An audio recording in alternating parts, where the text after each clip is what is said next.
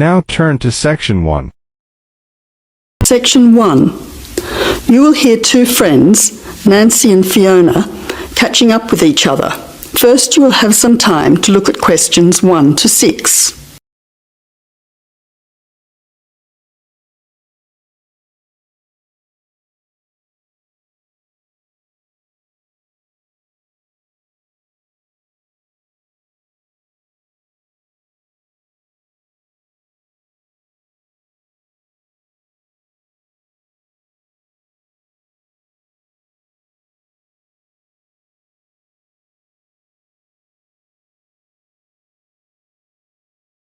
Now, listen carefully and answer questions 1 to 6. Hello, Fiona. I haven't seen you for ages. Hi, Nancy. It must be 2 years, I think. Has it been that long? It seems like yesterday that we were regularly catching up with each other on Friday mornings at that cafe around the corner from you. Yes, I remember our chats at Cafe Bellissimo over a nice hot coffee and cake.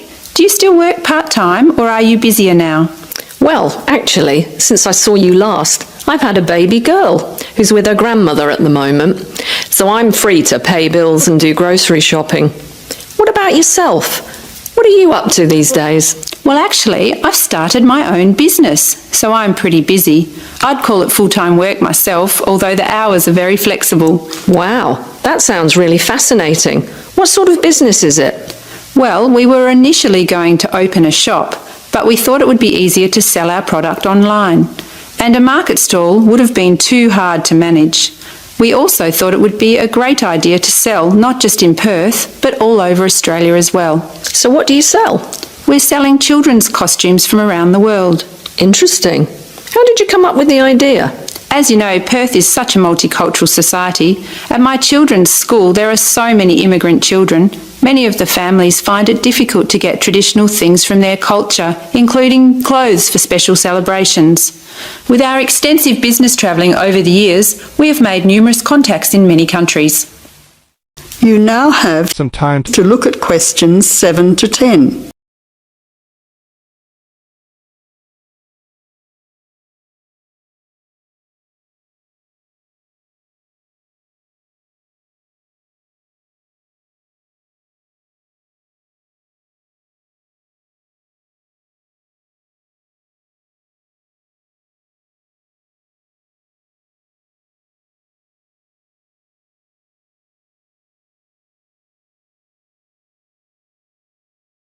Now answer questions 7 to 10. So how many countries' costumes do you sell? At the moment, I have a good range of countries. I have access to 10 from Africa and similarly from Asia with 10 nationalities. I have slightly more from the Americas with 13 and more again from Europe with 25. Unfortunately, I only have 6 for the Pacific region, but I'm expanding all the time. When do you find time to run your business? Well, that's the problem at the moment. I have so many things to organise, but I don't have enough time to do everything. Do you see an accountant, or do you do your tax yourself? I get all of my receipts and expenses together, but then I go to an accountant who fills in my tax return, as it takes me too much time. What about your website? You said that your company's growing all the time. Yes, it's true that my website continually needs to be updated, but it only takes me a short time each week to do it. So that is one area I can manage myself. Do you advertise your business anywhere?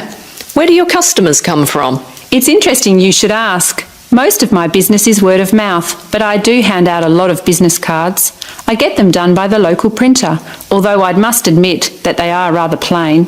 I need to add a little colour when I get time to redesign them in the future. Well, it's been great catching up with you and finding out all about your business. I'm very interested in looking at your website when I get home. Here's my business card so that you can email me for our next get-together. Don't bother about a babysitter next time. Bring your daughter with you, as I'd love to meet her. That sounds like a great idea. See you soon. Goodbye. That is the end of section 1. You now have half a minute to check your answers.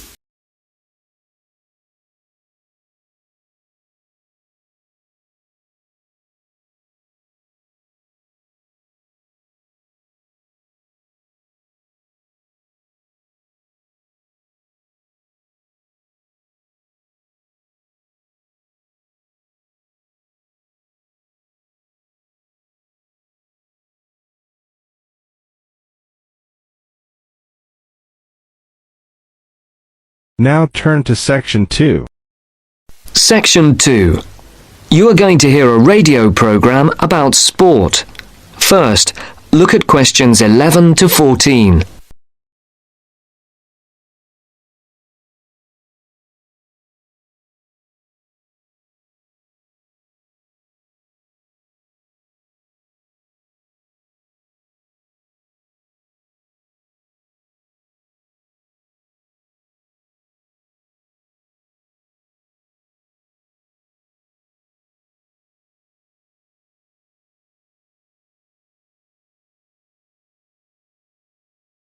Listen carefully and answer questions 11 to 14. And now for our Mystery Personality of the Week and your chance to win one of our fabulous prizes. Last week's competition generated a huge response, and the first 5 answers pulled out of the bag will receive £100 worth of sports clothes vouchers. And if you didn't win last week, here's another chance. And this week's prize is even bigger. We're giving away 10 prizes of £250 worth of book, music and clothes vouchers to mark the first anniversary of the show on the air. So get your pens ready to take down the address details. Just write the name of the person you think is our mystery personality and send it to Mystery Draw at the address Marcia will give you in just a second. The address will be repeated at the end of the show for those of you who didn't get it. And so it's over to Marcia, who will tell you a few tantalizing details about our mystery person this week. Thanks, Mike. Well, here goes. Our mystery person this week is a very well-known footballer who plays for a famous club and has also played for his national team. He is very talented and is enormously popular, especially for the part he played in a famous footballing victory. And 2 clues.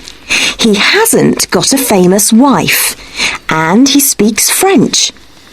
If you think you know who it is, then pop the answer on a postcard and send it to Mystery Draw, P.O. Box 5110, London SE1 5LE. That's P.O. Box 5110. And please don't forget to write your name and address too. And now it's back to Mike. Before the broadcast continues, look at questions 15 to 20.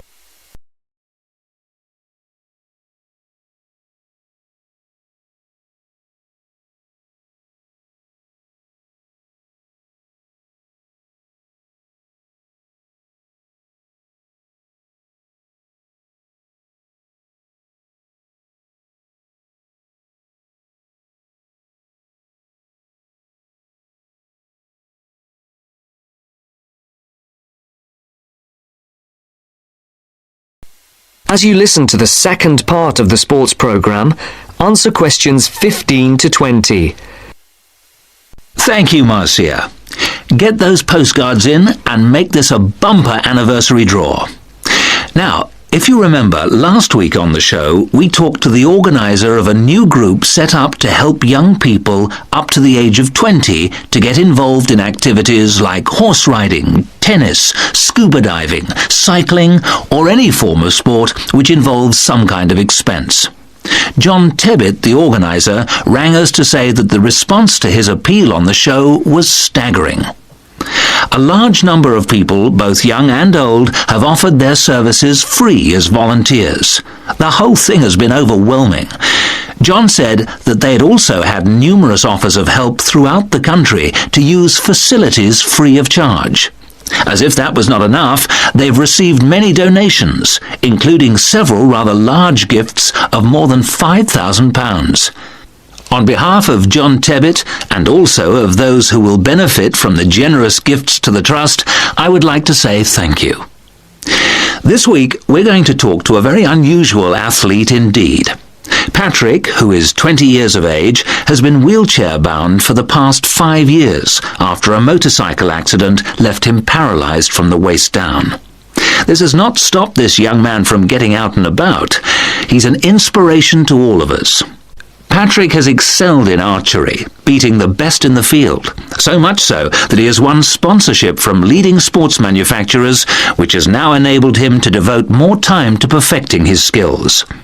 So I would like to introduce you to Patrick, who is going to tell us what this sponsorship means to him. That's the end of section 2. You now have half a minute to check your answers.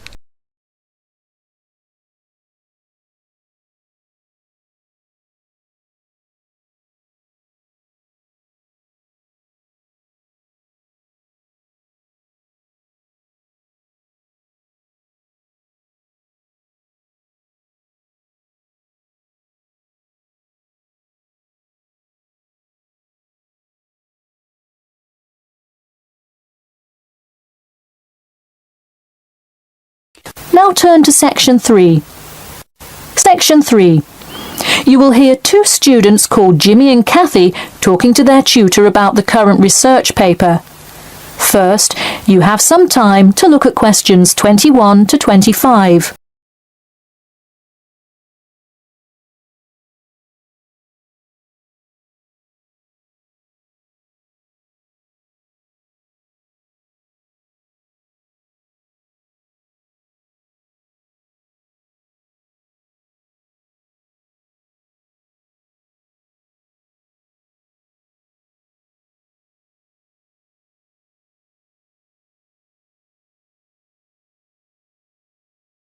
Now, listen carefully and answer questions 21 to 25. Before we start, Jimmy and Kathy, thanks for coming in today to talk about your current research paper. Well, I will also give you some suggestions for your future presentation later. That's great. Okay, I've read the introductory chapter, and so far I like where you're going with your research, you two. Thanks. What did you think of the procedure section? I haven't got there yet. I'll get to that and the results and discussion section in a bit. Oh, if you haven't read the rest, are you just saying you like the introduction? No, the layout is really well done. You have each section clearly marked and have the header and footer perfectly formatted. And your title page is right on the money. A lot of students have trouble with that one. To be honest, we did refer a lot to the example we received in class. That's good to do for spacing and layout, as long as you're not also copying the information. The background information is a little sparse though. You may want to add to it. You think so? I was more worried about whether I had enough data. You definitely need more background information. I would think about finding some more online articles or doing more research in the campus library. That's a good idea. We can go tomorrow. I find it too tough finding the subject matter in the online journal database. I also like being able to flip through the physical journal, as opposed to trying to scroll down on a computer. Me too. Oh, I almost forgot. I've included all of my citations in the abstract, but could you help me with the bibliography? I should be using a bibliography, right? Not an appendix. Sure, I can help with that. Yes, for this type of scientific research paper, list all sources that you cite in the body of your paper in a bibliography. Go to the website I gave you last time to see the exact way to list each source. Okay, thanks. I'll do that. We still have a lot of things to fix up. Yeah, but there's a lot of good stuff here to work with. So enough about the paper. How is the presentation going? Well, it's all right. I'm going to go try out the new presentation software while Jimmy's working on the bibliography. Yeah, we are hoping to make an animation of an actual pump, but still have a lot to learn about how to do that. Before you hear the rest of the talk, you have some time to look at questions 26 to 30.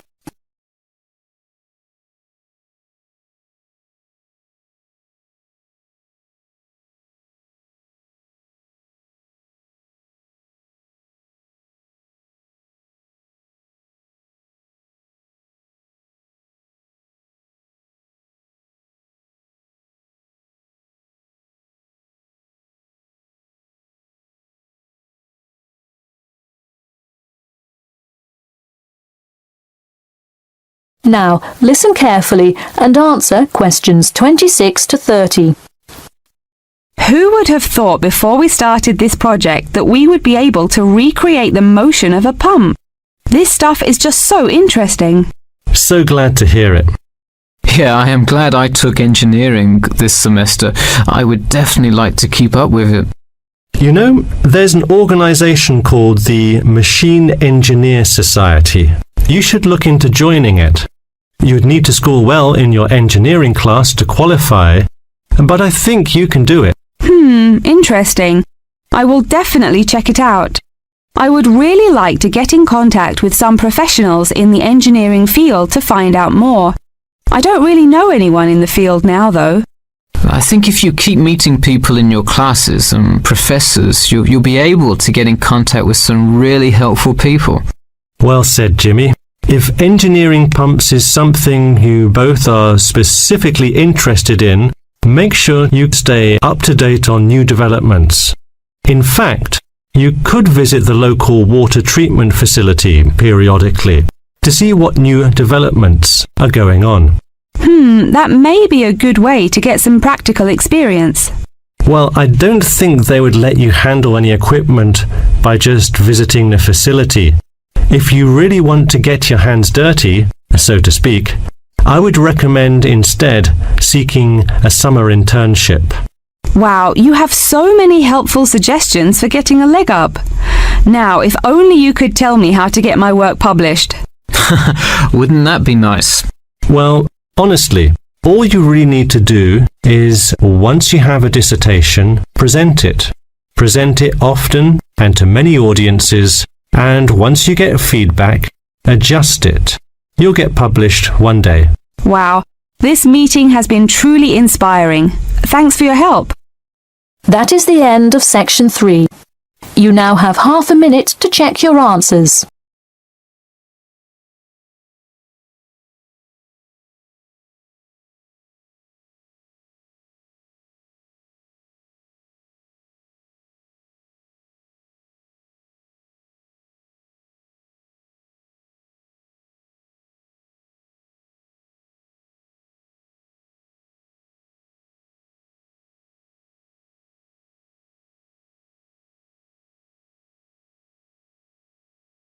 Now, turn to Section 4.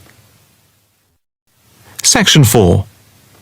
You will hear a talk on the work of a printing department at a university. First, you have some time to look at questions 31 to 40.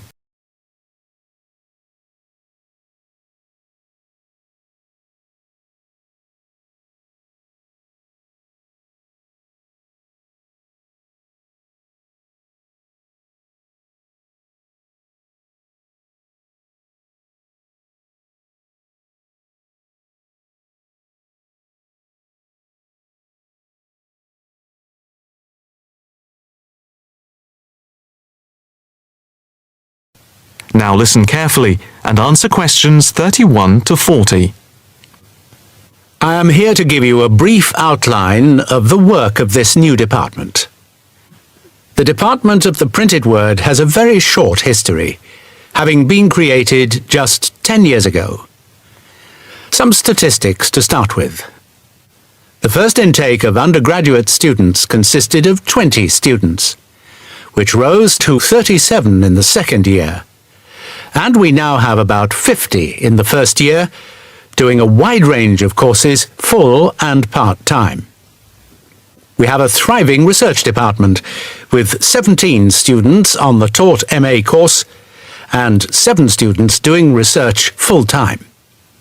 In all, we have 9 full-time lecturers and 16 part-time lecturers who work mainly, but not exclusively, in our evening department. Of the total student body, approximately 21% are from outside the country, a number which has been increasing steadily over recent years. Although students from overseas have to reach a minimum level of competence in English before they follow a course at the university, some may require remedial help with their English. And we can offer help through the Student Support Services as part of the general assistance given to all students. For home students, both graduate and undergraduate, there are bursaries to help with travel and accommodation, for which I would advise you to contact Mrs. Riley at the end of this session. Increasingly, we are forging external links with organisations in the publishing world. And we have been very fortunate in that we have received money to sponsor not just various students within the department, but also technicians and lecturers. Each year we hold a series of lectures which are given by external speakers in the world of printing and the media. The series of workshops that you see around you have been built thanks to a very generous donation which has allowed us to develop our facilities for bookbinding and restoration. Now, the main work of the department relates to teaching the mechanism of printing. And as most printing is now so highly technological, all our students have to be computer literate. For those of you who are interested in taking a module in this department from another department, and who feel that you may not have the necessary computer skills, don't let the technology put you off. We have a number of specialist technicians who can support and deliver crash programs in the computing technology required. As long as you can switch on the computer, you are halfway there. We have what can only be called state-of-the-art facilities, especially for those wishing to move into the publishing world, working not just as printers, but also in editing, page design, layout, and bookbinding. With the extensive facilities we have for book restoration, some of our former students are now employed as expert book restorers and conservationists, skills which were once almost dying out. In the display you will notice samples of work on book cover design, and as well as having all the necessary computer programs for dealing with printing, we have some old printing presses. Despite being largely a modern department, we do have an increasing interest in research into the history of the printed word, ranging from early European to Chinese and Japanese printing techniques. We have in fact some very well-known experts on early printing in Europe in the 15th and 16th centuries. If this area appeals to you, you can talk to Dr. Fred Clare afterwards. From China, we're lucky to have as a visiting lecturer Dr. Yu, who is an authority on early Chinese manuscripts and printing machines. If you are thinking about doing a module with us, or you are interested in doing research after you have finished your first degree, the person to talk to is Professor Clarkson, who will be able to give you all the details. For postgraduate research, you should really be thinking about applying now, even though we are only in December, as the department now attracts large numbers of people, and we always have many applications for each research position. That is the end of section 4. You now have half a minute to check your answers.